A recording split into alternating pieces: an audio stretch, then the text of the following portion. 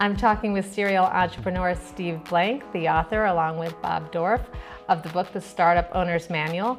Steve, in the book, you outline how to get, keep, and grow customers. So let's talk a little bit about growing customers. Essentially say there's two different ways to grow your existing customers. You can either get current customers to spend more, or you can encourage them to send more customers your way. So let's go over that part about getting current customers to spend more. I know one thing you recommend is cross-selling programs. Now, what are cross-selling programs? Well, we've all encountered it. Is kind of when you buy the printer, here's the toner, or Right. When you buy the printer, let's buy some more paper, or when you buy the camera, here's the additional lenses.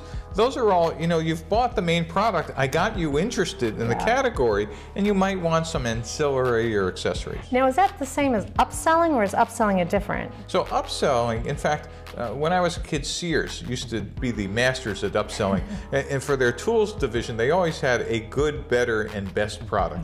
And you always bought good if you couldn't afford it, but you always wanted the best. Right. And so you give the customer an option of actually opting in. In consumer goods, if you look at washer and dryers or kitchen appliances, there's always a version with more buttons that cost more. So these are all pretty classic strategies, which is great. What about unbundling?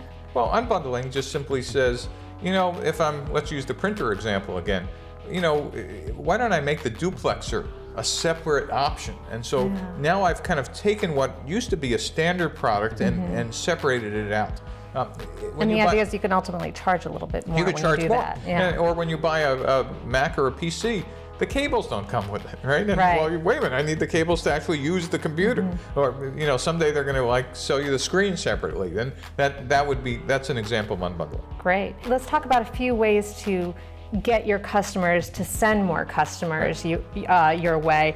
And in your book, you mentioned quite a few different ways you could use social media to do that. If I could ask you to talk about that. Even for people in brick and mortar stores, being able to make your product viral, give you incentives to invite others. Social media like Facebook or other communities allow you to connect potential customers together and invite others.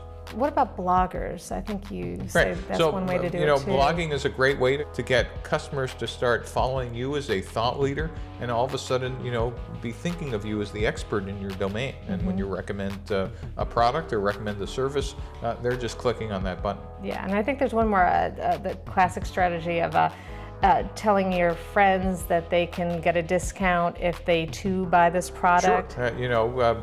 Recommend a friend is a classic strategy of recommend a friend to get $10 off, and your friend gets another $5 off. And so we've now gotten the entire community kind of committed to buying this product. Right, and I suppose that's something you can use social media for too, to make that more viral. Right. Great. Well, great advice. Thanks so much, Steve. Thank you.